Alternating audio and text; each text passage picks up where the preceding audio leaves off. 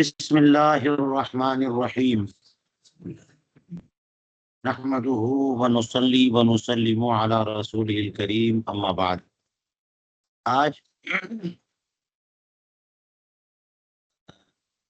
علامہ شامی کا خطبہ جو مقدمہ کا حصہ ہے، خطبہ جو ہے مقدمے کا حصہ ہے۔ پہلے ہم لوگ خطبہ، پھر اس کے بعد مقدمہ، پورا مقدمہ ہی خطبہ ہے، خطبے سے شروع ہو رہا ہے۔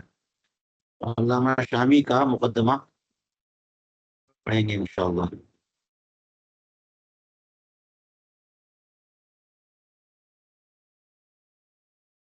جو آپ کے سامنے اسکرین پہ نظر آ رہا ہے،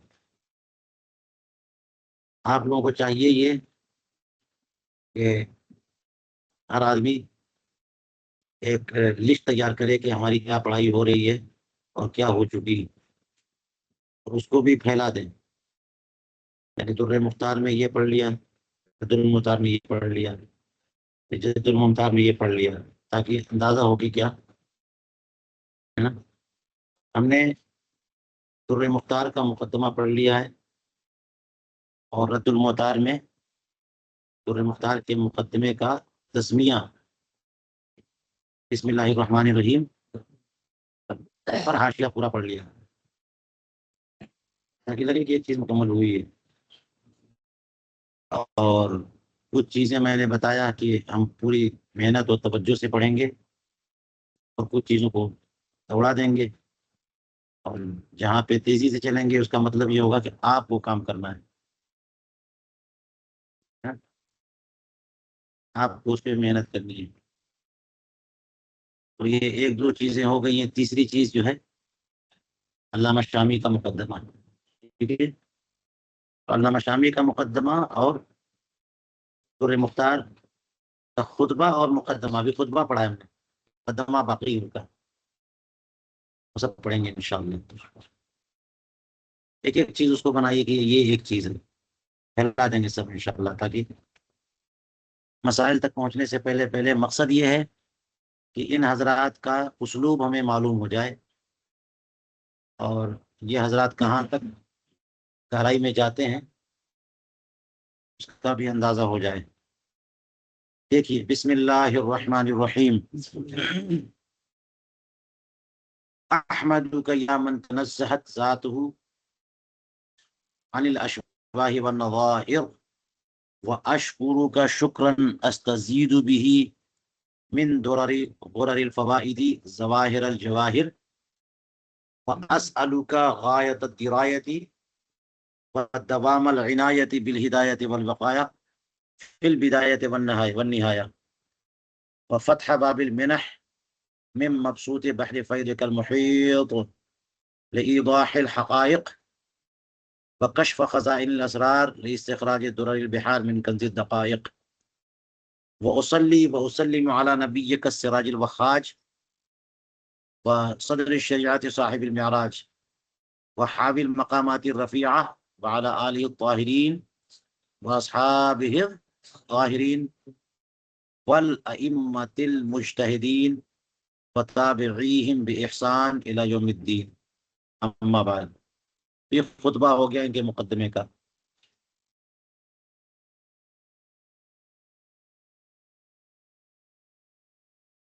تیری خوبیاں بیان کرتا ہوں میں، اے وہ ذات، اے وہ ہستی کہ جس کی ذات اشباہ و نظائر سے منزہ، پاک پرے ہے، بے نیاز ہے۔ اشباہ اور نظائر سے یعنی مماثل اور ہم مثل، اور یکساں اور اپنے جیسے سے۔ شبہ کی جمع اشباہ اور نظیر کی جمع نظائر، نظیرتن کی جمع۔ اور تیرا ہی شکر ادا کرتا ہوں، ایسا شکر کہ جس سے فوائد، روشن فوائد کے موتیوں سے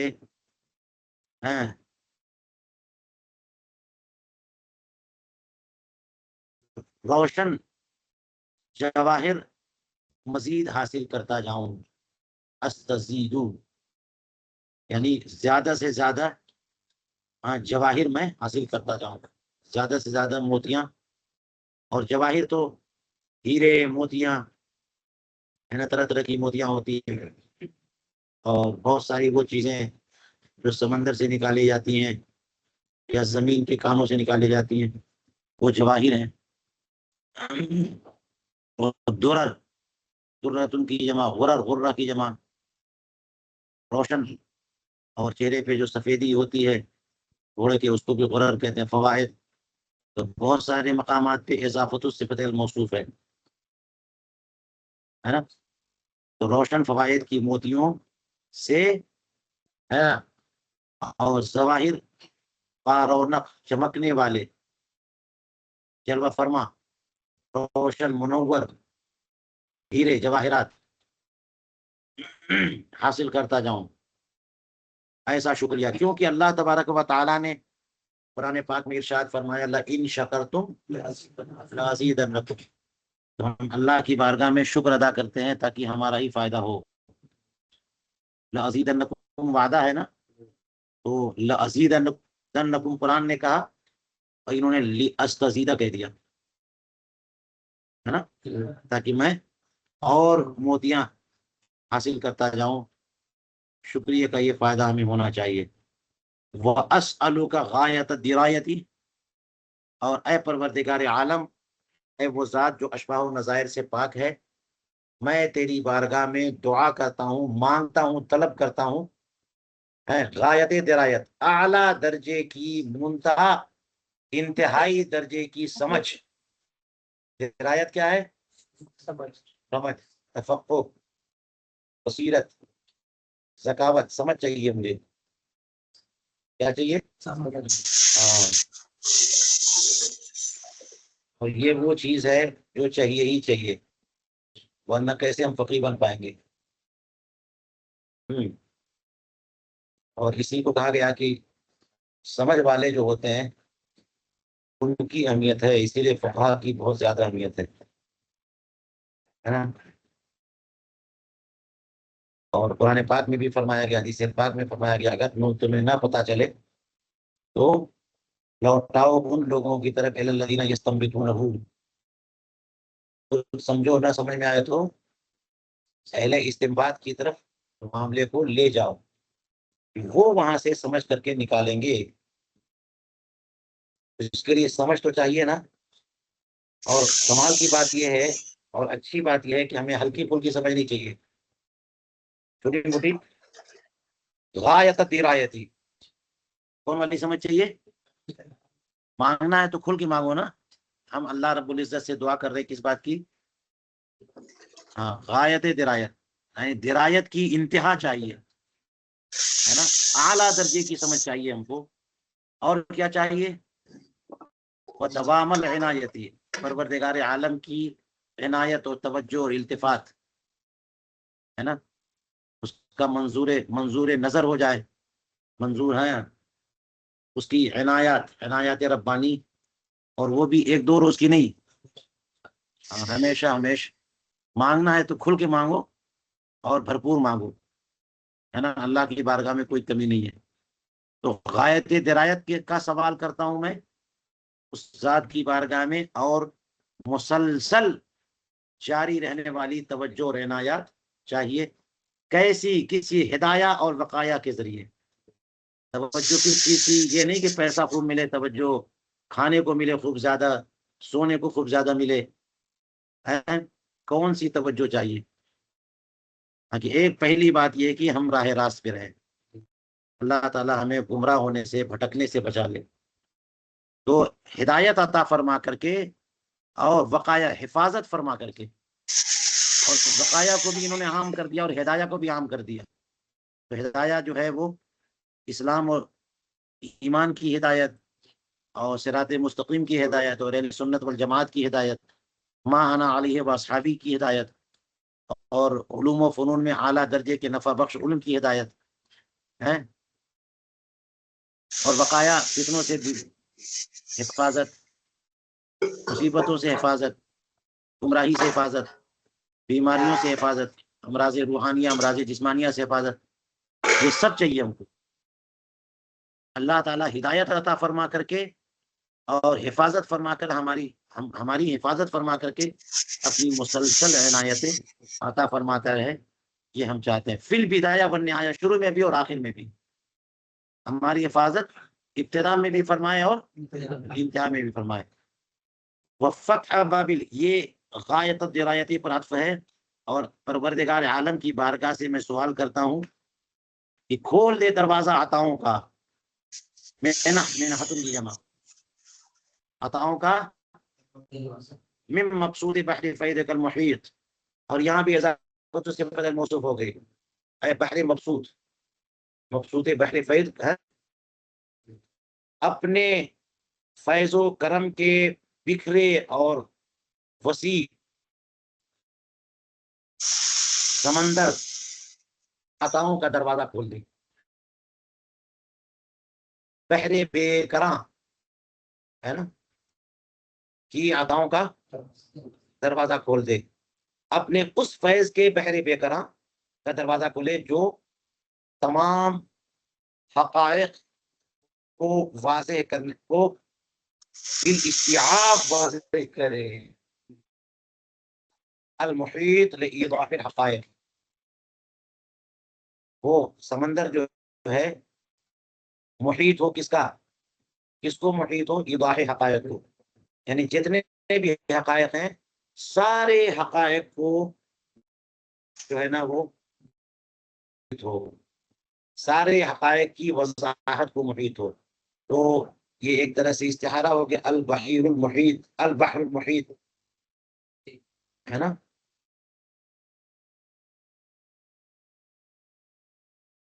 بحر محیط بھی ہے یہاں پہ، یہ بحر کی من مقصود محیط ایضاح الحقائق وکشف خزائن الاسرار لاستخراج در البحار من کنز الدقائق، اور میں اللہ رب العزت تیری ذات سے سوال کرتا ہوں، مانگتا ہوں کیا کہ اسرار کے خزائنوں کو کھول دے، عطاؤں کے دروازوں کو وا کر دے، اور راہ سربسا کے خزانوں کو کھول دے۔ کھولیں گے نہیں خزانہ تو ملے گا کیسے ہم کو، اس لیے کھول دے لاستخراج بحار من کنز الدقائق، تاکہ باریک باریک علمی نکات کے خزانوں سے، خزانوں کے مندروں کے موتیوں کو ہم حاصل کر سکے، خزانے کھول دے گا تو پھر ہم اس میں سے نکال پائیں گے، بند ہی رہ پائیں گے، نکالیں گے کیا، موتیاں۔ وَأُصَلِّي وَأُسَلِّمُ، اور میں درود و سلام نظر کرتا ہوں تیرے نبی صلی اللہ علیہ وسلم پہ، جو کہ سراج وخاج ہیں، دمکتے چمکتے روشن ستارے۔ السراج کا معنی تو چراغ ہے نا، السراج الوخاج، وخاج تو وہی ہے جو بہت ہی زور و شور سے چلتا ہو، چراغ، ایک چھوٹا موٹا ٹمٹماتا چراغ، وہ ہے جو بڑا چراغ، السراج الوخاج۔ اللہ پاک میں رسول کریم علیہ السلام کو فرمایا کہ ہم نے سراج بنا کے بھیجا، سراج منیر بنا کے بھیجا، تیرے نبی جو کہ سراج وخاج ہیں، اور جو شریعت کے صدر صاحب المعراج ہیں، صدر شریعت تو وہی نہ ہے اصلاً، ہے اس معنی میں کہ شریعت وہیں سے صادر ہوئی ہے نا، اور انہی کے اقوال و افعال و احوال جو ہے نا شریعت کا مصدر اور منبع ہیں، تو صدر شریعت وہی ہے جو صاحب المعراج ہیں، صاحب کیونکہ کسی اور کو معراج نہیں ہوئی جو رسول کریم علیہ السلام کو معراج، اور مقامات رفیعات حاوی وہی ہیں، سارے بلند مقامات کو سمیٹنے والے اور ان کو اپنے زیر نگی کرنے والے، حاوی، حاوی جو ہے نا وہ اوپر ہوتا ہے، اور جس اوپر ہوتا ہے وہ محوی ہوتا ہے، تو سارے مقامات بلند و بالا اس کے محوی ہیں اس رسول کریم علیہ السلام کے، اور وہ ان مقامات رفیعہ کا پر حاوی ہے، اس پر درود و سلام، نیز ان کی آل پر اور ان کے اصحاب پر، ان کے آل پر جو پاک صاف ستھرے مزکہ مصفہ مجلہ ہے، کہ اللہ تعالیٰ نے ان کی آل کے لیے فرمایا ہے وَيُطَهِّرَكُمْ تَطْهِيرًا، انما يريد الله ليذهب عنكم الرجس اهل البيت ويطهركم تطهيرا.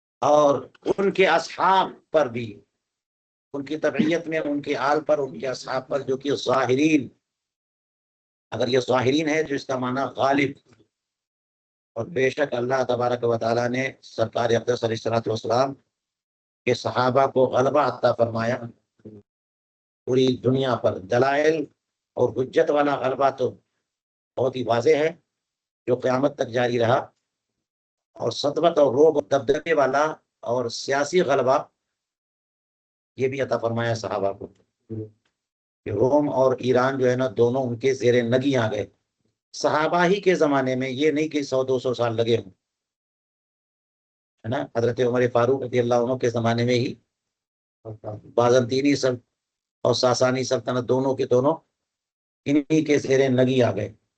تو ایسے صحابہ جن کو غلبہ عطا کیا، والائمۃ المجتہدین، اور اسی طرح سے درود و سلام نازل ہو ائمہ مجتہدین پر، وتابعیہم، اور ان لوگوں پر جنہوں نے ان کی متابعت کی، اتباع کی، ان کے پیچھے چلے احسان کے ساتھ،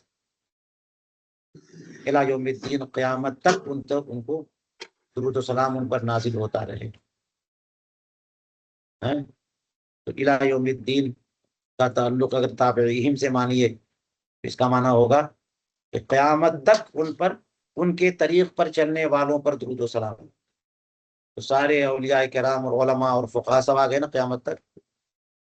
اور الی جار مجرور کا متعلق اگر اصلی و اسلم کریے تو قیامت تک جو ہے میں درود و سلام نازل کر بھیجتا ہوں ان تمام مقدس بارگاہوں میں. تو خطبہ جو ہوتا ہے وہ حمد و صلات پر مشتمل ہوتا ہے. تو پہلا پیراگراف حمد و صلات پر مشتمل مکمل ہو گیا. ٹھیک ہے. اس میں استحلال کے طور پر جو کلمات استعمال کیے انہوں نے، اللہ سبحانہ و تعالیٰ کی حمد و ثنا پر مشتمل، اور سرکار اقدس علیہ السلام کے کمالات پر مشتمل، ان کلمات سے اشارہ ہو گیا کتابوں کی طرف، ہے نا. جیسے دیکھ سکتے ہیں الاشباح والنظائر، یہ ایک کتاب کی طرف اشارہ، اور درر غرر الفواہد، ہے نا. درر ایک کتاب، غرر دوسری کتاب علامہ ملا خسرو کی، دونوں کتابیں. اور ظواہر الجواہر یہ ایک کتاب کی طرف اشارہ، بلکہ جواہر اور ظواہر یہ دو کتابیں بھی ہیں. غایت الدرایت و دوام العنایت بالہدایت والوقایہ، یہ سب کتابیں. درایا الگ کتاب ہے، غایت البیان الگ کتاب ہے، اور عنایہ الگ کتاب ہے. سب ہدایہ کی شرح ہے نا. ہدایہ کی کم شرح ہیں، کتنی شرح ہیں. غایت البیان ایک الگ ہے، درایا الگ ہے، عنایہ علامہ بابرتی کی الگ ہے. اور آگے فتح القدیر کی طرف اشارہ. ہدایہ وقایا، ہدایہ علامہ برہان الدین مرغینانی کی، وقایا تاج الشریعہ، صدر الشریعہ، صدر الشریعہ جو تاج الشریعہ کے والد ہیں ان کی. اور پھر صدر الشریعہ اصغر نے اس کی شرح وقایا، اس کی شرح لکھی. تو وقایا اور بدایہ اور نہایہ بھی فتح القدیر وہ اسی کی شرح ہے. اور بدایہ ہدایہ کا متن ہے، بدایت المقتدی. تو متن اور شرح سب لے کے چل رہے ہیں. بدایہ بھی ایک کتاب اور نہایہ بھی کیا، فتح بابل منح. اگر فتح القدیر کی طرف اشارہ تو ایک کتاب ہو گئی. حالانکہ علامہ ملا علی قاری کی ایک اور کتاب شرح وقایا کی شرح ہے فتح باب العنایہ، فتح بابل عنایہ، یہ کتاب ملا علی قاری کی، اس کی طرف اشارہ۔ اور منح الغفار، اس کا ذکر گزرا۔ مبسوط تو حضرت امام محمد کی شرح پہلی المبسوط جن کو اصل کہتے ہیں، حالانکہ مبسوط کے نام سے مشہور ہے نا حضرت امام سرخسی کی جو کتاب ہے نا، جو کافی کی شرح ہے، اور بحر بھی ہے اس میں آ گیا، البحر الرائق، وفیض الفیض الملکی، المحیط ہے نا، محیط جو ہے سے بھی اشارہ ہو گیا کہ محیط ان کتابوں کو بولتے ہیں جس میں ظاہر الروایہ اور نادر الروایہ اور وقائع اور مسائل و جزیات، جو نوازل، وہ سب شامل ہوتے ہیں محیط میں۔ یہ بھی کتابوں کا ایک سلسلہ ہے، متون ہے، پھر شروع ہے، پھر فتاوی ہے۔ ان میں متون میں سے پہلے یہ تو الگ بات ہے، پھر اس میں اصل ظاہر الروایہ امام محمد کی 6 کتابیں، اور پھر انہی بزرگوں کی کتابیں، لیکن 6 کتابوں کے علاوہ نوادر ہے، اور پھر مسائل ہیں۔ تو ان سب کو ملا کر کے محیط برہانی اور محیط رضوی کے نام سے 2 کتابیں مشہور ہیں، وہ ہیں ایضاح، میں نے بتایا تھا، ایضاح الاصلاح علامہ ابن کمال پاشا کی، اور حقائق، یہ اور حقائق کی ہیں، تبیین الحقائق ہے، اور بھی وکشف کشف الاسرار، کشف الاسرار خود ایک کتاب ہے جو علامہ بزدوی کے منار کی شرح ہے، نہیں، علامہ بزدوی کے اصول کی شرح ہے، اصول بزدوی۔ خزائن الاسرار سے بھی اشارہ ہو گیا کتاب کی طرف، جو خزائن الاسرار ہی ہے، جو مختار کی اصل، جو تنویر کی اصل لکھی تھی، انہوں نے کی شرح لکھی تھی۔ درر البحار دیکھ لیجیے، کنز الدقائق دیکھ لیجیے، یہ بھی کتاب ہے۔ السراج الوہاد، یہ کتاب ہے، قدوری کی شرح ہے، علامہ حدادی کی، ٹھیک ہے۔ صدر الشریعہ سے اشارہ ہو گیا صدر الشریعہ کی طرف، اصغر اور اکبر دونوں ہے نا، یہ مت سمجھنا کہ حضور صدر الشریعہ ہمارے دادا جان کی طرف اشارہ ہے، تو پیدا بھی بات میں ہوئے تھے۔ صدر الشریعہ اکبر، اور پھر لیکن مراد لیا ہے رسول کریم علیہ السلام، جو کہ صاحب المعراج کہہ دیا، اور صاحب المعراج کہہ کر کے معراج الدرایا، ہدایہ کی یہ شرح کون سی بات آ گئی ہے معراج کی اور صدر الشریعہ کی، تو میں بتاؤں کہ صدر الشریعہ علیہ الرحمٰن نے اپنے حوال میں کہیں لکھا ہے کہ ہم نے ہدایہ کو ان کی تمام شرحوں کے ساتھ بالاستیعاب مطالعہ کیا۔ یہ ایک جملہ میری سمجھ سے باہر، سمجھ سے باہر کا مطلب بہت ہی، کیسے ہم سمجھیں کہ صدر الشریعہ نے کتنا مطالعہ کیا ہوگا ہدایہ کو تمام شرحوں کے ساتھ بالاستیعاب۔ ہدایہ ہی نہیں چل پا رہی ہم لوگوں سے، بالاستیعاب اس کی شرح فتح القدیر ہیں، اور عنایہ ہے، درایا ہے، معراج الدرایا، غایت البیان ہے، اور بنایا علامہ عینی کی ہے۔ جو متداول کتابیں ان کی بات کر رہا ہوں میں، جو غیر متداول ہے وہ تو مجھے پتہ ہی نہیں ہے نا۔ علامہ تاش زادہ کبریٰ نے اپنی کتاب میں ذکر کیا ہے ہدایہ کی شرحوں، کتنی شرحیں لکھی ہیں ہدایہ کی۔ یہ مطلب تو نہیں ہوگا کبھی بھی کہ ہدایہ کی تمام شرحیں جو لکھی گئی، یعنی جو دستیاب، جو کتابیں دستیاب رہی ہوں گی، اور علامہ بابرتی کی عنایہ تو دستیاب ہی دستیاب ہے، فتح القدیر بھی دستیاب ہے، بنایا بھی دستیاب ہے، اور معراج الدرایا اور غایت البیان یہ سب دستیاب ہے۔ تو اتنی کتابیں پڑھیں گے تب بھی تو علم جو ہے موجے مارے گا کہ نہیں مارے گا؟ تو صاحب المعراج و حاوی المقامات الرفیعہ، حاوی کی طرف اشارہ، حاوی بالفتاوی، اور حاوی جو اصول و فروع اور عقائد سب کو شامل ہوتے ہیں ان کو حاوی بولتے ہیں، اصول اور فروع اور مسائل، اور اصول سے مراد عقائد اور فروع سے مراد مسائل، یعنی اس میں بھی یہ ہے مسائل شرعیہ، پھر مسائل سے مراد جزیات۔ چلیے وعلی آلہ الطاہرین واصحابہ الظاہرین والائمۃ المجتہدین وتابعیہم بإحسان الی یوم الدین، اما بعد حمد و صلات کے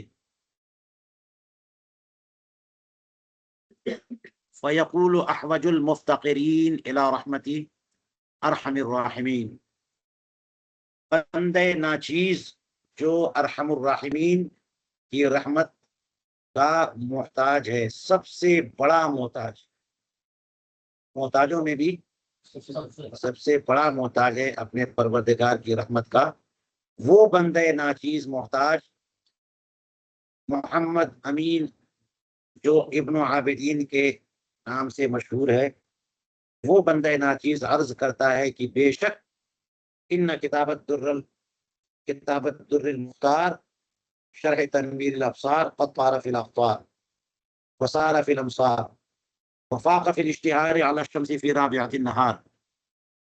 جی کیا عرض کرتا ہوں کہ بے شک یہ کتاب در المختار جو ہے تنویر الابصار کی شرح، یہ اخطار میں پھیل گئی، اور اخطار سے مراد پوری دنیا، شرق و غرب بول دیتے ہیں، اور اخطار تو زمین کے تمام جو قطر ہے، جو آفاق، جو زمین کا جو کرہ ہے نا، اس کا قطر جو ہے، یعنی اس پہ ایک لکیر کھینچیں جو اس کو بیچوں بیچ سے دو حصے کر دے، وہ قطر ہے۔ تو قد طار فی الاخطار مراد یہاں پر کہ سارے عالم میں یہ کتاب پھیل چکی، وسارہ فی الامصار اور تمام شہروں میں یہ کتاب جا چکی، سارا یسیر چلی گئی، وفاق فی الاشتہار علی الشمس فی رائعۃ النہار، رائعہ ہے نا یا پھر رابعہ ہے، تو با ہے یا حمزہ ہے، رابعۃ النہار اور رائعۃ النہار دونوں اعتبار سے کہہ سکتے ہیں، ویسے رابعۃ النہار بولتے ہیں چڑھتے سورج کو، کہ 8 منزلیں اگر مانی جائیں 8 پہر، تو 4 پہر دن کے، 4 پہر رات کے، ان میں سے چوتھے پہر ہے نا، سورج جو ہے وہ بہت روشن اور منور ہوتا ہے، اور رائعۃ النہار کہیں تو جب دن جو ہے بڑا رونق والا ہو، ہے نا، ماحول بڑا خوشگوار ہو، ایسے موقع پر سورج کتنا روشن ہوتا ہے، اس سے بھی زیادہ شہرت والی یہ کتاب ہو گئی۔ یہ کتاب، سورج جس طرح سے رابعۃ النہار میں پوری دنیا پر روشن ہوتا ہے، اسی طرح اس سے بھی شہرت اور مقبولیت میں یہ کتاب اس سے بھی آگے بڑھ گئی ہے، حتی اکب الناس علیہ وصار مفزعہم الیہ، یہاں تک کہ لوگوں نے اس پر توجہ کی اور سب کا مفزع یہی کتاب بن گئی۔ مفزع گھبرا کر کے لوگ کس چیز کی طرف جائیں، وہ مفزع ہے، دنیا سے، اس کے آلام سے، افکار سے، ہموم سے، پریشانیوں سے لوگ گھبرا کر کے جس کو اپنا ماوا و ملجا بنائے، وہ مفزع ہے، اسی سے گھبرا کے نہیں، چیزوں سے گھبرا کے اس کی طرف۔ تو جب کوئی مشکل پیش آتی ہے کسی طرح سے، تو لوگ گھبرا کر کے جس کتاب کی طرف جاتے ہیں، وہ کتاب کون سی ہے؟ تو یہاں تک کہ لوگوں کا مفزع اسی کی طرف ہو گیا، تو وہ ماوا و ملجا بن گئی نا۔ اکبا الناس علی، اکبا یکبو، جس کا معنی اقبل علیہ، اسی کی طرف لوگ جھک گئے، ہے نا، اسی پر گر پڑے، گرنے لگے، پڑھنے لگے، توجہ، مکمل توجہ کے لیے کہتے ہیں اکب علی، وهو الحری بان یطلب ویکون الیہ المذہب، اور واقعتاً یہ کتاب اس لائق ہے کہ اس کو طلب کیا جائے۔ حری کیا مطلب؟ ہاں، اس لائق ہے کہ اس کو حاصل کیا جائے اور اسی کی طرف چلا جائے، اسی کو مذہب بنایا جائے۔ مذہب کا معنی جس طرف آپ چلے جاتے ہو، آپ کی راہ، مذہب وہی ہے نا، جس طرف جو راستہ میرا پسندیدہ ہے وہی میرا مذہب ہے، تو اسی کتاب کو اپنا مذہب بنایا، یعنی اسی میں رہو، اسی میں تحقیق کرو، ٹائم گزارو، کسی پر کچھ لکھو ہیں، تو یہ کتاب اس لائق ہے کہ اسی کو طلب کیا جائے اور اسی کی طرف چلا جائے۔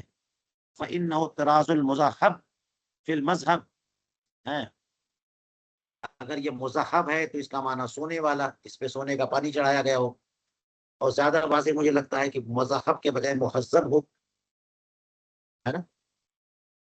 اور بہت سارے مقامات پہ یہ باتیں میں بتاتا رہوں گا، بعض اشارے کے لیے کہ آپ لوگوں کا ذوق بڑھے اور نسخے آپ تلاش کریں، نسخوں میں اختلاف بھی ہوتا ہے۔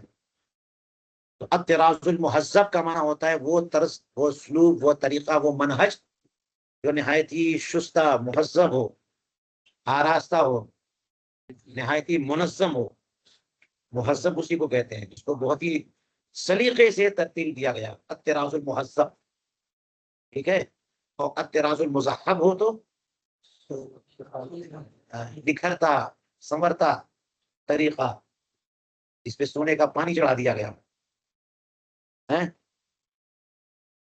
فی المذہب یعنی مذہب حنفی میں، مذہب حنفی میں یہ جو کتاب ہے نا، یہ طراز مہذب ہے، بڑی زبردست، بہت انداز اس کا بہت ہی نمایاں اور بہت ہی نکھرتا اور سنورتا ہوا ہے۔ کیسے یہ طراز مذہب ہے یا مہذب ہے مذہب میں؟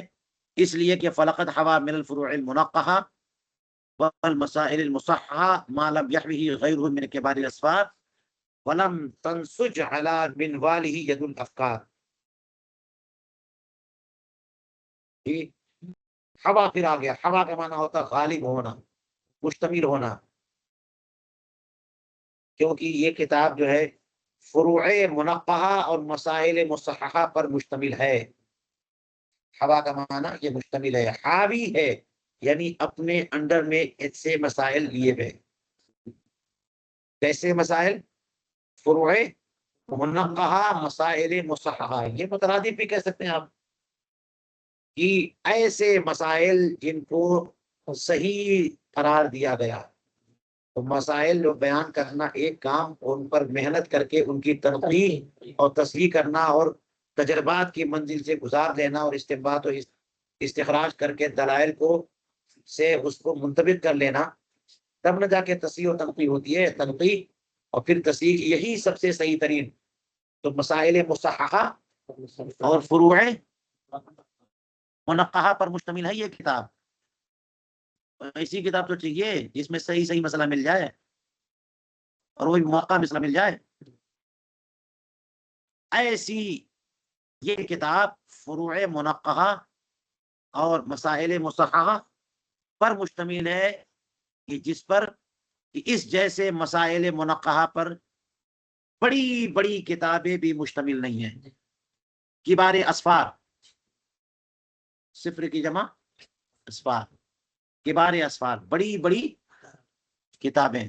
ویسے اس صفر جو ہے نا اسفار، یہ خود بڑی کتابوں کو بولتے ہیں اور پھر ان کی صفت بھی لا دیے، ہے نا۔ تو بڑی بڑی کتابیں بھی اس جیسے مسائل منقحہ پر مشتمل نہیں ہے جیسے کہ یہ کتاب مسائل منقحہ پر مشتمل ہے۔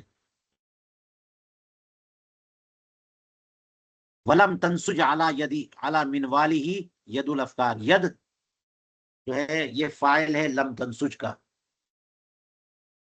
نہ بنا نہ تیار کیا، نہ سجا کا معنی ہوتا کپڑا تیار کرنا، بننا۔ اور منوال اس آلے کو کہتے ہیں کہ جس پر جو ہے کپڑا بن کر کے موڑا جاتا ہے۔ کپڑا جہاں تیار کیا جاتا ہے، کپڑا مل ہو یا ہینڈ لوم ہو یا غور لوم ہو جس پہ کپڑے تیار کیے جاتے ہیں، تو وہ کپڑے تیار کر کے موڑے جاتے ہیں، منوال جس کو گھوم کر کے، تبھی تو تھان پہ تھان تیار کیا جاتا ہے، تو اس کے منوال پہ، ہے نا، افکار کے ہاتھوں نے اس کے طریقہ کار پہ کوئی چیز تیار نہیں، کوئی کتاب تیار نہیں کی، ہے نا۔ اس کے اس کے انداز میں، اس کے منوال پر کوئی کپڑا تیار نہیں کیا، ہے نا، یعنی اس انداز کی کوئی کتاب، ہے نا، افکار کے ہاتھوں نے تیار نہیں کیا، یعنی کسی نے ایسی کتاب نہیں لکھی۔ اب دیکھ لیجئے اتنی زبردست تعریف کی ہے کس نے؟ علامہ شامی نے. کس کتاب کی تعریف کی ہے؟ حالانکہ جگہ جگہ یہ جو ہے نا وہ نقد بھی کریں گے، یہاں تک کہ یہ بھی بتائیں گے کہ جس کتاب سے آپ نے مسئلہ اخذ کیا ہے اس کتاب میں یہ مسئلہ اس طرح نہیں ہے. آگے کچھ قید ہے کہ اس قید کو بیان نہ کرنے کی وجہ سے مسئلہ ادھر سے ادھر ہو گیا. یہ سب بیان کریں گے، ہے نا. بہت حقائق و تقائق آئیں گے. لیکن یہاں پہ مقدمے میں کیا کہنا ہے؟ اتنی شاندار تعریف کر رہے ہیں، ہے نا. اس لیے جو ہے اکابر علماء اور سابق مصنفین کو کریڈٹ جاتا ہی ہے کہ بعد والے کچھ قابلیت پیدا ہو جاتی ہے تو انہی بزرگوں کی تصنیفات کے مطالعے سے، ہے نا. تو اگر کسی بات پر کوئی ایراد ہو، کوئی سوال ہو، تو چھوٹے دل والے، چھوٹے چھوٹے دل جو ہے نا، کہتے ہیں دل بڑا رکھو. چھوٹے دل والے کیا کرتے ہیں کہ یہ کتاب بالکل کیا لکھ دیا انہوں نے، جگہ جگہ غلطیاں کر دی ہیں.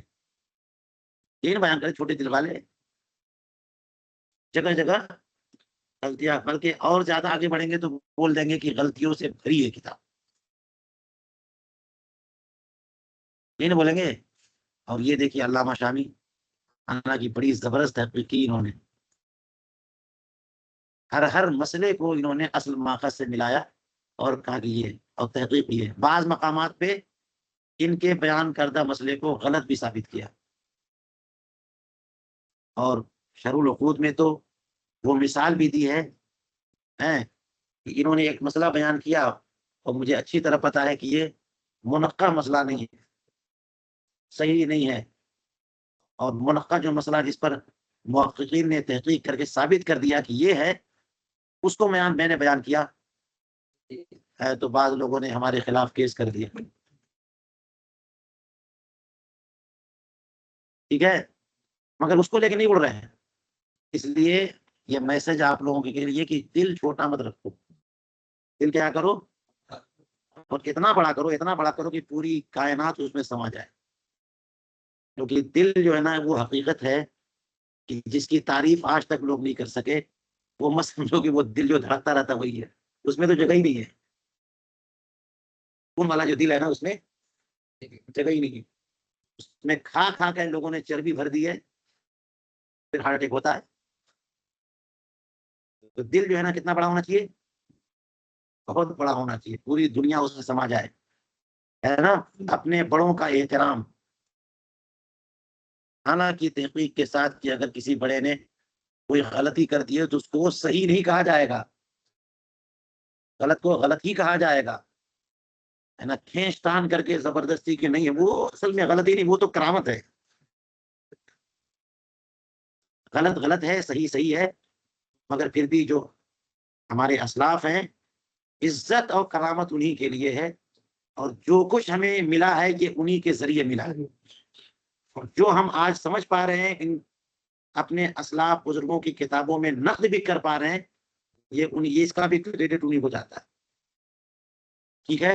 اور یہ مزاج اور یہ نظریہ آپ کو ملے گا علامہ شامی کے حاشیے سے، اور اس حاشیے پر اعلیٰ حضرت نے جو حاشیہ لگایا اس حاشیے سے. ٹھیک ہے. تو آپ کو دل کتنا بڑا رکھنا ہے؟ ہاں، دل بڑا رکھنا ہے. اور آپ کے الفاظ اور جملے بتا دیں گے کہ آپ کا دل چھوٹا ہے کہ بڑا ہے. بھی کوئی پیمائش نہیں ہے اس کے لیے. آپ جو بولو گے، جو تقریر کرو گے، جو لکھو گے، جو بات کرو گے نا، اسی سے پتا چل جائے گا آپ کا دل جو ہے دو چٹاک کا ہے، یہ کتنا بڑا ہے. علامہ شامی کا دل دیکھیے اور ہمارے اکابر علماء کا، ہے نا. کبھی زبان پر نہیں لاتے ایسے مقامات کا تذکرہ جن مقامات پر قال اقول ہے، اور جب وہ مقام آتا ہے تو چھوڑتے بھی نہیں ہیں. جو بیان کرنا ہے محلے بیان میں بیان کر دینا، یہ ہے تحقیق حق. بات سمجھ میں آئی؟ ہاں، تو فرماتے ہیں بعید انہ لصغر حجمہ ووفور علمہ قد بلغ فی الایجاز الى حد الالغاز یا الى حد الالغاز وتمنع باعجاز المجتاز فی ذلک المجاز عن انجاز الافراز بین الحقیقت والمجاز. صنعت تجنیز بہت زیادہ استعمال کر لی انہوں نے.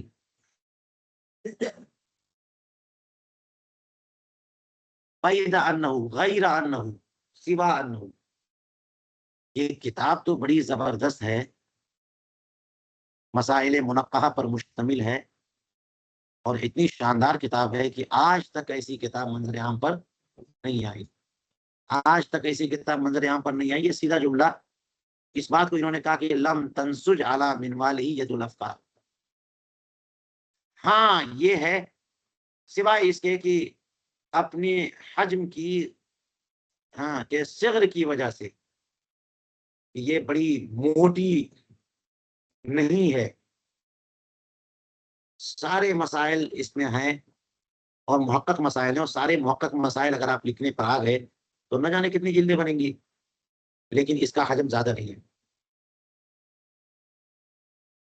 ٹھیک ہے، تو ایک بات تو یہ کہ اس کی سائز بڑی مختصر ہے، حجم جو ہے وہ بڑا چھوٹا ہے اور علم بہت زیادہ ہے. حجم چھوٹا ہو تو علم کم ہونا چاہیے، ہوگا تب جا کے بیلنس رہے گی بات. اور علم زیادہ ہے تو جلدیں زیادہ ہو جائیں گی، جلدیں کم ہیں تو علم کم ہوگا، ہے نا. زیادت الفاظ زیادت معنی پر دلالت کرتے کہ نہیں، لیکن حجم کم ہو اور علم زیادہ ہو تو کیا ہوگا؟ تو اسی کو ایجاز بولتے ہیں. کیا بولتے ہیں؟ ہاں، کہ بہت مختصر کر دیا، کلام موجز ہے یہ. تو صغر حجم اور وفور علم کی وجہ سے ایجاز کے معاملے میں الغاز کی حد تک پہنچ گئے. اور الغاز کا معنی پہیلیاں بجھانا، اگر افعال کے وزن پر ہے مصدر تو، ورنہ الغاز ہو تو پہیلیوں کی حد تک. یہ پہیلیاں جو لوگ بجھاتے ہیں نا تو لوگ بوجھ نہیں پاتے آسانی سے. ذرا بتاؤ تو وہ صورت، ذرا بتاؤ تو ایسی صورت. شوق سے لوگ سنتے ہیں، بتا نہیں پاتے ہیں تو پھر کہتے ہیں حضرت آپ ہی بتا دیجیے، ہے نا. تو الغاز کی حد تک، ایجاز میں الغاز کی حد تک پہنچ گئے. یہ کتاب جو ہے اب اپنے حجم کی چھوٹائی اور علم کی کثرت کی وجہ سے پہیلیوں کے ایجاز کے معاملے میں، اختصار کے معاملے میں پہیلیوں کے حد تک پہنچ گئی کہ جس کا سمجھنا بھی آسان نہیں رہ گیا. وہ تمنا باعجاز المجتاز، تمنا کا معنی ہوتا ہے رک جانا، منع کا معنی دوسرے کو روک دینا، تمنا کا معنی رک جانا اور کسی کو اپنے اوپر ہاتھ ڈالنے کی اجازت نہ دینا. تمنا باعجاز المجتاز فی ذالک المجاز، اعجاز کا معنی عاجز کر دینا، اور مجتاز تو اجتیاز سے ہے نا، جو راستہ چلنے والا، بذالک المجاز، اس راہ کے راہی، اس راہ کے راہی، راستہ طے کرنے والے کو عاجز کر کے، اس راستے کے راہگیر وہ عاجز کر کے، کس بات سے عاجز کر کے؟ حقیقت و مجاز کو الگ الگ کر دینے سے عاجز کر کے. اتنا زبردست ایجاز ہے کہ کون حقیقت ہے کون مجاز ہے بندہ فرق بھی نہیں کر پائے گا. کس سے کیا مراد ہے، کہاں مجاز ہے، ان کی تعبیرات میں کہاں مجاز ہے کہاں حقیقت ہے. مجاز کو حقیقت سے اور حقیقت کو مجاز سے ممتاز کرنا مشکل ہو گیا، ہے نا. انجاز الافراز، افراز کا معنی ہوتا ہے کسی چیز کو الگ کر دینا، افرز. المفرز کسی چیز کو الگ کر کے ممتاز کر دینا، اور انجاز کا معنی کوئی کام کر گزرنا، الانجاز. ٹھیک ہے،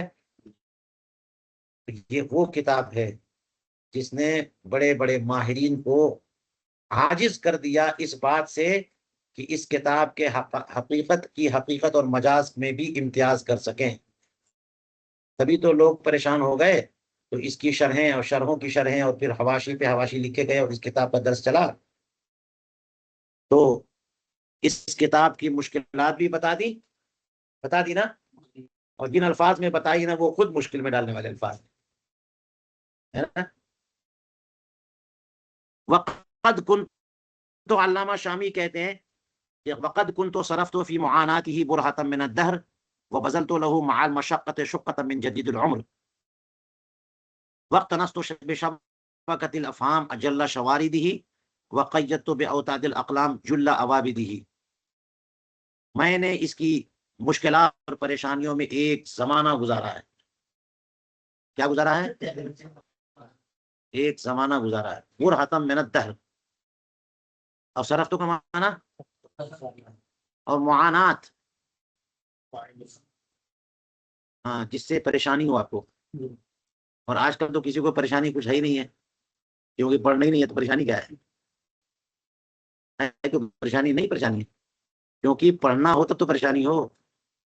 اس لیے کہتے ہیں کہ اس کتاب کی مشکلات میں نے ایک زمانہ گزارا ہے.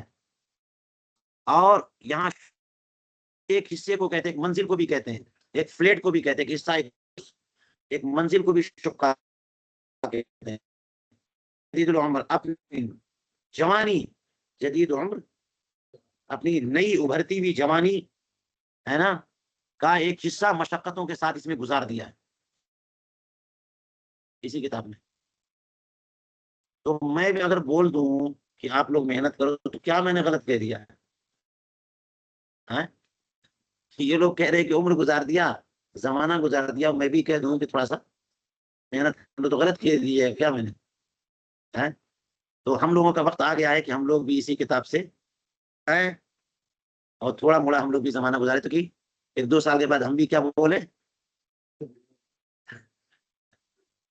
ہم نے بھی ایک زمانہ گزارا. یہ اور بات ہے کہ علامہ شامی لمبا تھا اور ہمارا والا زمانہ مختصر ہی رہے گا، مگر کم سے کم بول تو پائیں گے.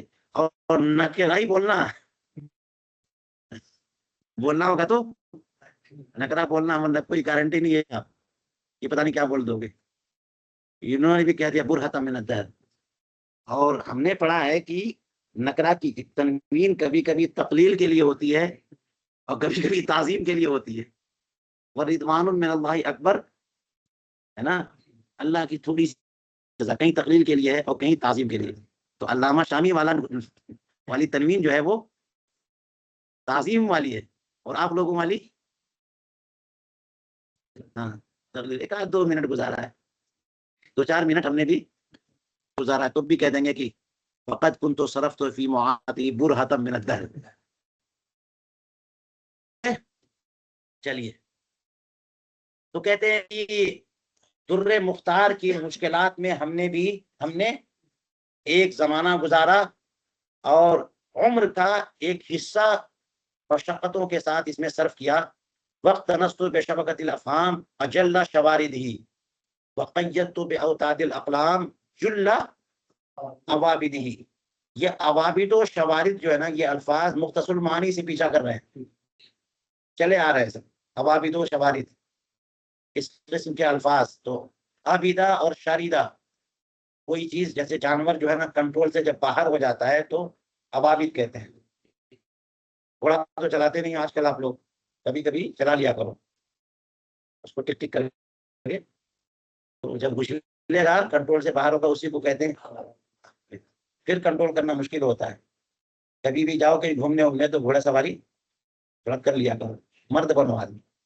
نہیں ہم متقی پرہیزگار ہیں، چلانے میں کیا خلاف تقویٰ ہے.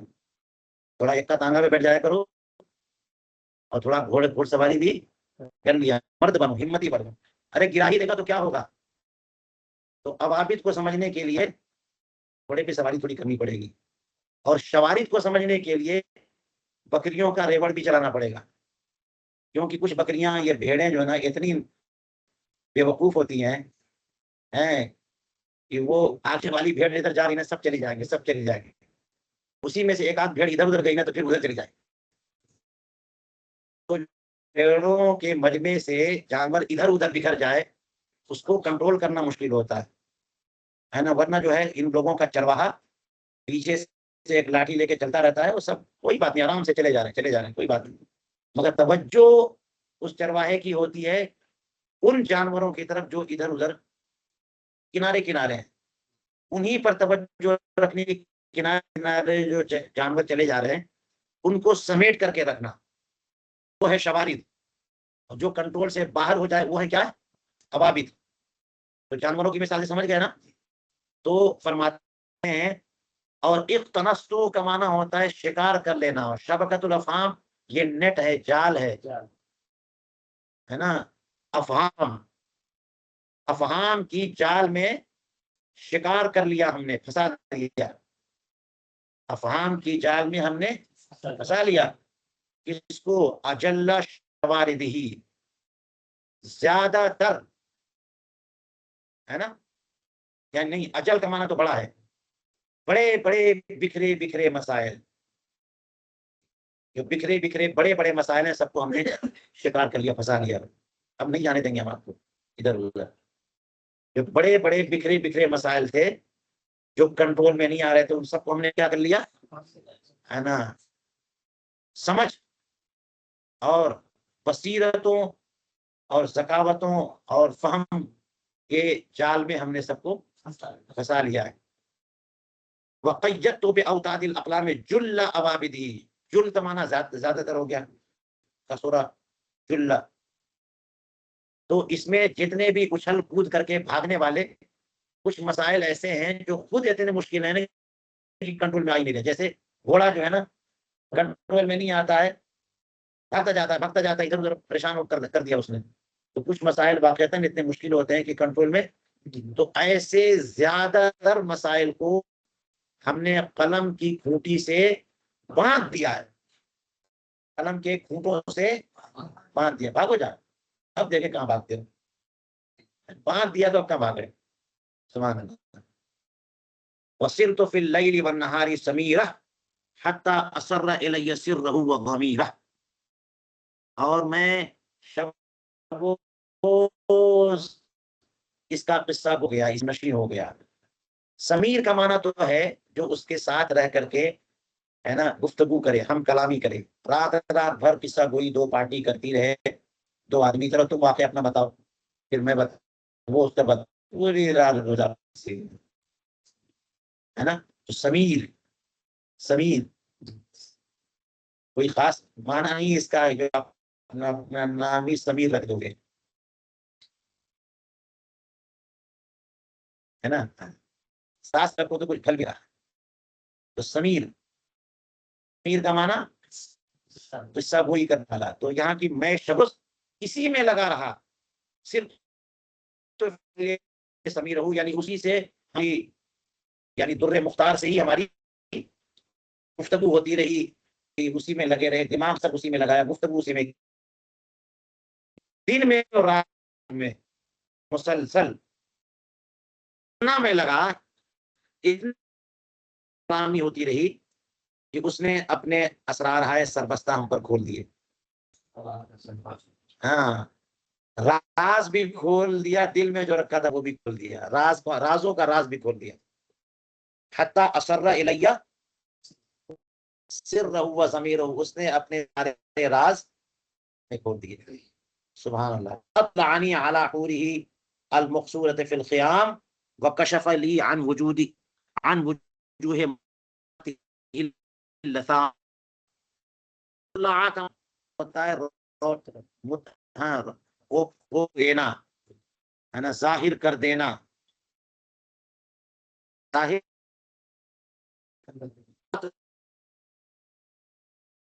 کر دینا. ٹھیک ہے, اور مجھے مطلع کر دیا, ہے نا, اس کی ان جو خیموں میں, ہے نا, مقصور اور محدود ہیں. حورات مقصورات فی الخیام, سورہ رحمان میں ہے نا. فبأي آلاء ربكما تكذبان, تو جنت میں ایسی زبردست حوریں ملیں گی جو خیموں کے قید و بند میں رہیں گی. خوبصورت حور ہو، ہے نا، اور بیوی ہو، مگر وہ صرف آپ کی ہو تب اچھی بات ہے نا. وہ حسن اور جمال کس کام کا جو ہزار، ہے نا، پنگھٹ سے پانی جس سے پیا جائے اور ہر گھر کی رانی جو بنے، کس کام کی ہے وہ؟ ہماری والی جو ہے وہ نہ خوبصورت ہو کر کے صرف ہماری ذات تک، وہی نہ ٹھیک ہے. تو یہ سمجھ رہے ہو حور کی تعریف کیا کی گئی ہے قرآن پاک میں؟ المقصورات فی الخیام، وہ خیموں میں صرف آپ کا انتظار کرے گی، کسی اور کا انتظار نہیں کرے گی وہ. یہی تو اس کی قیمت ہے، یہی تو اس کی خوبی ہے. تو فرمایا وَأَطْلَعَنِي عَلَىٰ حُورِهِ، اور حور حوراء کی جمع بڑی بڑی آنکھوں والی، بڑی بڑی، مت سمجھو کہ ڈراؤنی آنکھوں والی. زیادہ بڑی ہوگی تو کیا ہوگا؟ تو یہ حالت خراب اگر آپ کھول دیا اس نے. حور جمع کس کی ہے؟ اور آپ بڑی بڑی کالی کالی آنکھوں والی حوریں جو کہ خیموں میں مقصور ہیں، ادھر ادھر نہیں پھرتی ہیں. اور یہی کمال ہے، سبحان اللہ. اللہ کی بارگاہ سے جو حوریں ملیں گے جنت میں، وہ آپ ہی کا انتظار کر رہی ہیں. وقتی تو انہوں نے ہمیں پورے مقصورہ فی الخیام پر اطلاع دے دی، سب معلوم ہو گئے ایسے. وکشف عن وجوہ مخدرات اللثام، اللثام جو ہے پردے کو کہتے ہیں، مخدرات پردہ نشی. تو پردہ نشی، اس کتاب کے پردہ نشی اور چھپے ہوئے چہروں سے پردے کو ہٹا دیا. اس کی مخدرات کے چہروں سے پردے کو ہٹا دیا. اپنی حورات مقصورات فی الخیام، حور مقصورات فی الخیام بتا دیا، اور پردہ نشینوں کے چہروں سے پردے کو ہٹا دیا، ہے نا. یعنی سارے راز انہوں نے اس کتاب میں کھول دیے. اور آپ سب مطلب سمجھ رہے ہو، یہ بڑی بڑی مشکل جملے ہوتے ہیں، تعبیرات اچھی اچھی ہوتی ہیں تاکہ آپ کو بتا دیں کہ یہ کتاب بڑی زبردست ہے نا. خوبصورت تعبیرات سے انسان کے دل پہ اثر پڑتا ہے کہ واقعی اندازہ لگائے کہ کتنی زبردست کتاب ہے نا. تو حور سے تشبیہ دینا اور ان کے مقدرات کے چہروں سے پردے کو ہٹا دینا، کہ لوگ بےتاب ہوتے ہیں حسن و جمال کے دیدار کے لیے، تو یہ کتاب جو ہے اس نے ہمیں دیا ہے. فتفقت اوشی حواشیہ صحائف نہیں، صفائح صحائفہ اللطیفہ بما هو فی الحقیقت بیاض للصحیفہ. تو تفقہ یہ تو ہے نا جعلہ کے معنی میں ہے. تفقہ اوشی، اور اوشی کا معنی ہوتا ہے نا جیسے زیب و کا کام کرتے ہیں لوگ، نگ جڑتے ہیں، بناتے ہیں نا، کلر کرتے ہیں، یا موتیاں جڑنا شروع کر دیتے ہیں، موتیوں سے ڈیزائن بناتے ہیں، خوبصورت نقش و نگار بناتے ہیں، وہی اوشی. کودنا، جڑنا، سنوارنا، نکھارنا، سجانا، یہاں تک کہ جو ہے نا اس کتاب کے لطیف صحائف کے متن کے متون، یعنی چوڑائی، صفیحہ جمع صفائح، کہ اس کے عرض کے حواشی، کنارے کنارے کو میں سجانے لگ گیا. اس کا مطلب کیا ہوا کہ در مختار جب میں پڑھ رہا تھا اور محنت کر رہا تھا تو اس کے حواشی کنارے صاف ہوتے نا، تو چوڑائی میں وہ کتاب لکھی ہے پوری، کنارے کنارے جو حواشی ہیں وہ خالی ہے، تو وہاں پر میں سب جڑنے لگ گیا. تفقت اوشی حواشیہ، میں اس کی کناری پہ گل بوٹے بنانے لگ گیا، ہے نا، گل بوٹے بنانے لگ، موتیاں جڑنے لگ گیا میں. بما ہوا فی الحقیقت بیاض للصحیفہ، وہ چیزیں کہ جو حقیقت میں اس صحیفے کا بیاض کی حیثیت رکھتی ہیں، اس کتابوں کے اور ابواب کے اور کتابوں کے بیاض کی حیثیت رکھتی. ثم عرشت جمع تلک الفوائد، اور پھر میں نے چاہا کہ جو کچھ میں نے جڑ دیا تھا، نقش و نگار بنا دیا تھا، یعنی جو نکات لکھ دیے تھے میں نے، وہ سارے کے سارے میں اب جمع کر دوں. وبسطہ سم تلک المواعظ من متفرقات الحواشی والرقاع خوفا علیہا من الضیاع، اور میں چاہتا ہوں کہ ان فوائد کو جمع کر دوں اور ان لڑیوں کو، ان نہیں سمت، بست کا معنی بچھا دینا، پھیلا دینا، اور سمت تو وہ ہے مواعظ، معاہدہ کی جمع جو دسترخوان ہے، دسترخوان کے نیچے کوئی ڈیزائن والا کپڑا ہے جو جھلکتا ہو، ہے نا، ان نچلے ڈیزائن والے کپڑے کو بچھانے کا میں نے ارادہ کیا. کہاں سے؟ مختلف حواشی اور رقاع کی جمع، مختلف افاداتی ٹکڑوں اور حواشی سے میں نے کوشش کی کہ سارے نکات اور ظواہر اور جواہر اور موتیاں سب اکٹھا کر دوں. کیوں اکٹھا کر دوں؟ تاکہ سے بچ جائے، ہے نا.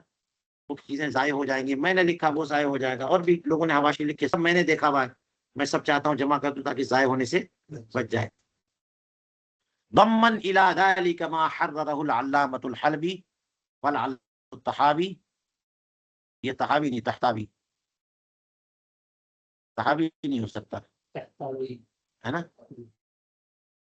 والعلامة الطحاوی وغیرهما من محشی هذا الكتاب، ملاتے ہوئے اس کی طرف، یعنی جو کچھ میں نے تیار کیا تھا مختلف حواشی اور رقاع سے اور اپنے ذہن کی اپج سے، ہے نا، اپنی تحقیق سے جو کچھ میں نے لکھے نا فوائد، وہ سب اور اس کے ساتھ ملا دیا میں نے کیا؟ علامہ حلبی نے جو لکھا تھا اور علامہ طحطاوی نے جو لکھا، یہ دو بڑے محشی ہیں نا. در مختار کے بڑے محشیوں میں کون کون ہے؟ علامہ حلبی اور علامہ طحطاوی.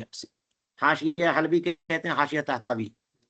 تو علامہ حلبی نے جو لکھا، علامہ طحطاوی نے جو لکھا، اور ان دونوں کے علاوہ اس کتاب کے جو محشی حضرات نے لکھا وہ اور بھی حاشیوں سے، ان سب کو میں نے چاہا کہ میں ملا دوں، اور میں نے کیا ایسا.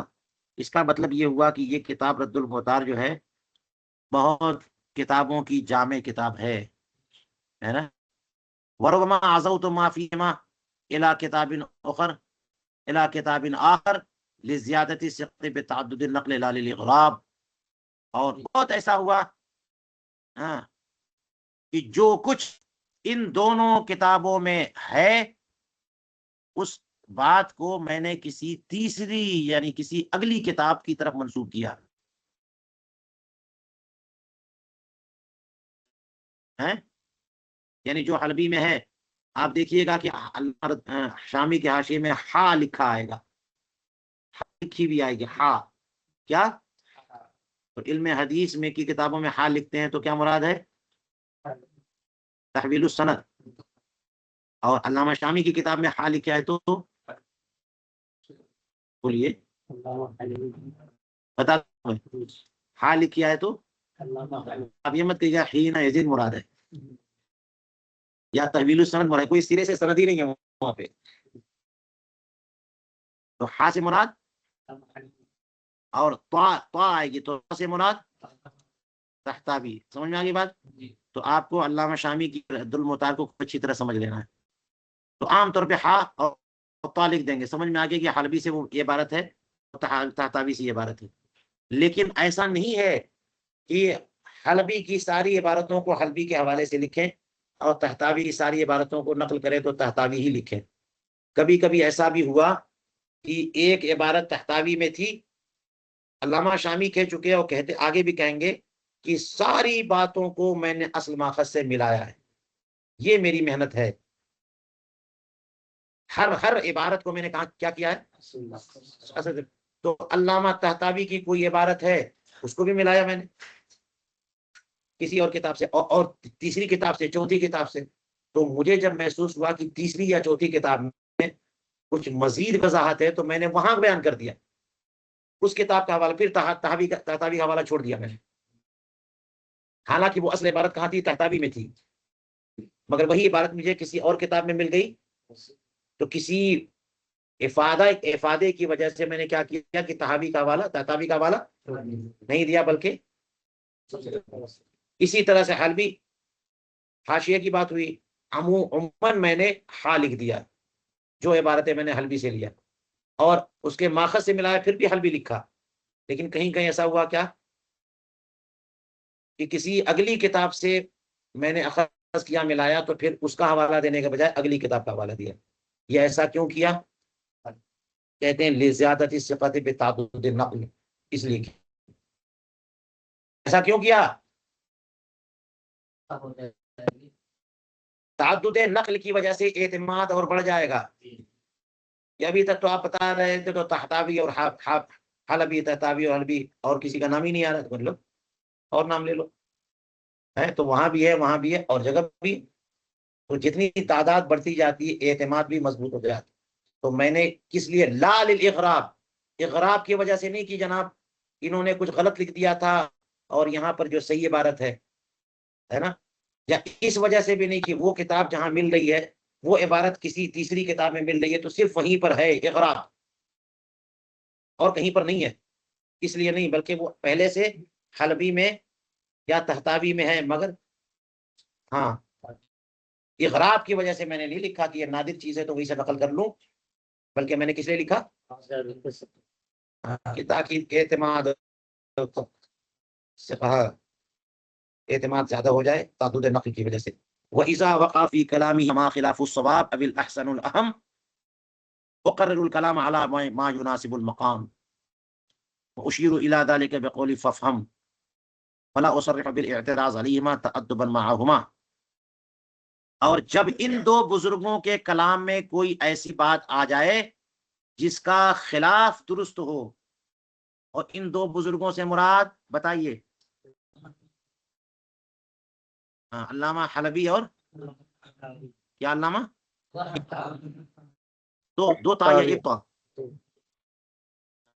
تحتاوی، علامہ اسماعیل تحتاوی، وہ بھی سید ہے وہ بھی سید ہے، تو علامہ تحتاوی، تو حلبی اور تحتاوی، ان دو بزرگوں کی جو کتاب ہے حاشیہ ہے در مختار پر، کبھی ان کے کلام میں کوئی ایسی بات آ گئی جس کا خلاف درست ہے، یہ دیکھو ادب، نہیں کہہ رہے کہ جو غلط ہے، ان کے کلام میں کوئی غلطی آ گئی، یہ نہیں بول رہے، مطلب یہی ہے نا، ان کے کلام میں کوئی غلطی آ گئی، مگر کیسے بول رہے ہیں، کوئی ایسی بات آ گئی کہ جس کا خلاف درست ہے، یہ ادب سیکھو علامہ شامی سے، ہے نا، ادب سیکھنا چاہیے کہ علامہ شامی کیا بول رہے ہیں، کس انداز سے بول رہے ہیں، کہ اس کا خلاف محقق ہے، اس کا خلاف منقع ہے، اس کا خلاف درست ہے، اب الاحسن الاہم، یا اس کا خلاف جو ہے وہ درست نہیں بلکہ زیادہ بہتر ہے، کیونکہ جب ثواب کہیں گے تو ثواب کا مقابل خطا ہے نا، اور احسن کا مقابل خطا نہیں ہے، احسن کا مقابل حسن ہے، یہ بھی ٹھیک ہے لیکن وہ زیادہ بہتر ہے، وہ زیادہ اہم ہے۔ تو یا تو ان کے کلام میں کوئی ایسی بات آ گئی کہ دوسرے کے کلام میں ہے نا جو ہے وہ صحیح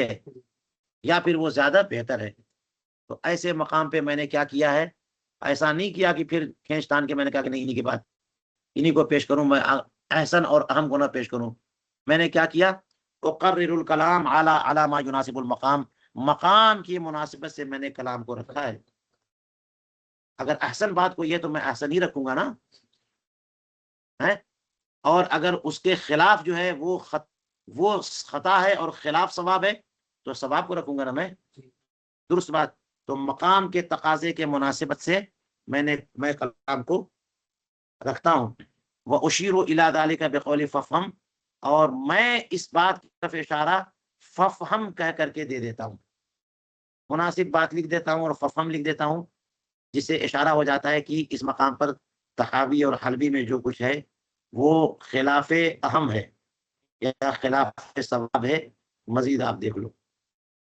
تو ففہم جہاں جہاں رد المختار میں ففہم آیا اس کا مطلب سمجھا گیا نا جی یہ ولا اصرح ولا اصرح بالاعتراض علیہما، اور ان دونوں بزرگوں پر صراحتاً میں اعتراض نہیں کروں گا، کنایتاً میں ففہم کہہ دوں گا تاکہ لوگوں کے لیے مشکل ہو جائے اور کوئی سمجھ نہ پائے، بیوقوف آدمی چھوٹے دل والا نہ سمجھ پائے وہی بہتر ہے، تو میں نے کہہ دیا ففہم، کیا کہہ دیا کس لیے؟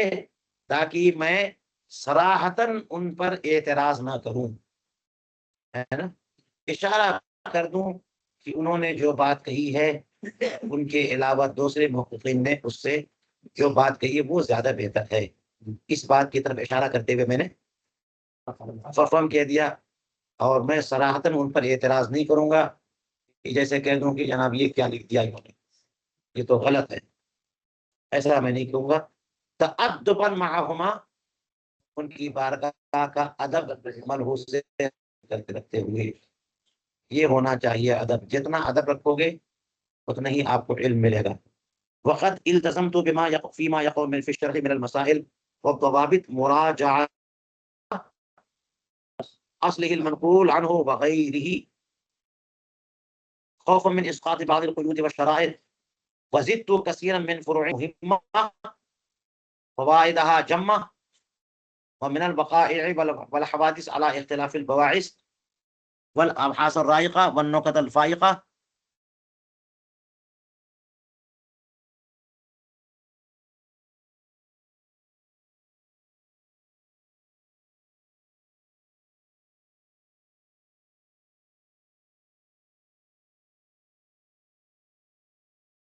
چلیے بس کریے۔